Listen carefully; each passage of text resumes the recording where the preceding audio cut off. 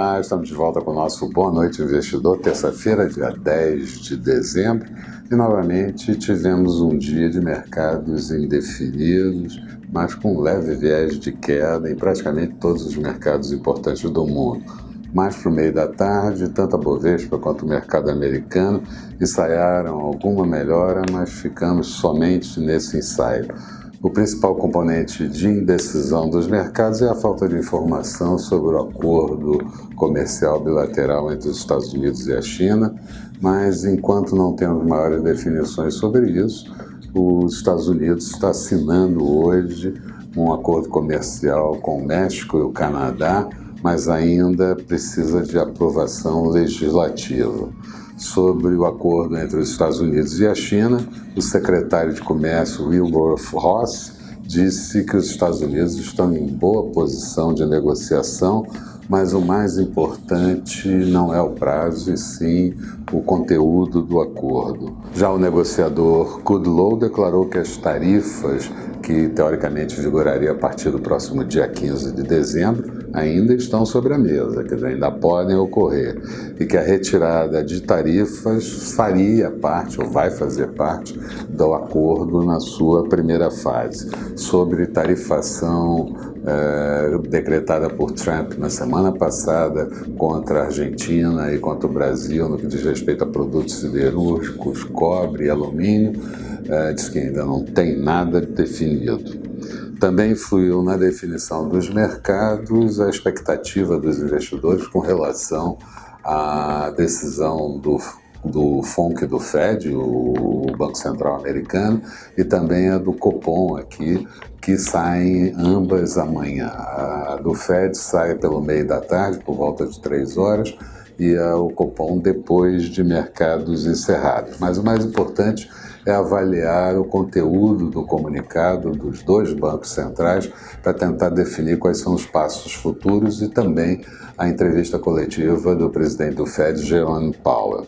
Na Argentina, Fernandes foi empossado e, em seu discurso de posse, acabou promovendo mais uma desvalorização do peso argentino em relação ao dólar, pois disse que a economia da Argentina está virtualmente em default e que a relação dívida-PIB é a pior desde o ano de 2004.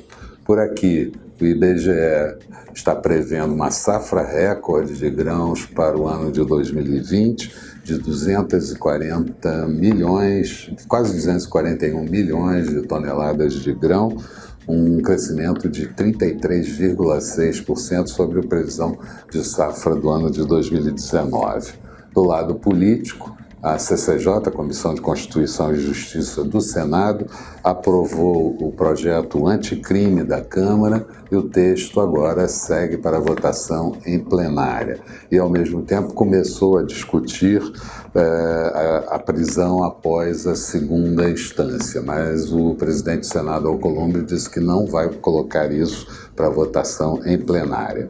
Resumo do dia: Bovespa encerrou com uma queda de 0,28%, o índice em 110.678 pontos, mas ao longo do dia chegamos a bater novamente acima dos 111 mil pontos, 111.184 pontos. O Dow Jones encerrou com queda de 0,10%, Nasdaq com queda de 0,07%, vem que todas as três bolsas com pequenas variações negativas. Petróleo WTI negociado no encerramento em alta de 0,44% em Nova York, barril a $59,28. Euro sendo negociado em alta em relação ao dólar a 1,10,9 da moeda americana. Notes americanos, títulos de 10 anos com taxa de juros de 1,84%, também em alta. Aqui, depósitos interfinanceiros praticamente estável para os vencimentos mais líquidos, e dólar encerrando com uma alta de 0,47%, moeda americana cotada a R$ 4,149. Amanhã, na agenda do dia, vamos ter o IPC da primeira quadricemana do mês de dezembro, IPC da FIP. Sai a primeira prévia do IGPM referente ao mês de dezembro. O IBGE divulga as vendas no varejo referente ao mês de outubro. Vamos ter ainda o fluxo cambial divulgado pelo Banco Central na semana anterior.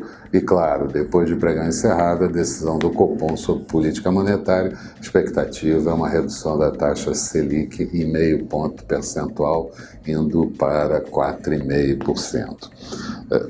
Nos Estados Unidos, vamos ter a divulgação da inflação medida pelo CPI, índice preços ao consumidor no mês de novembro.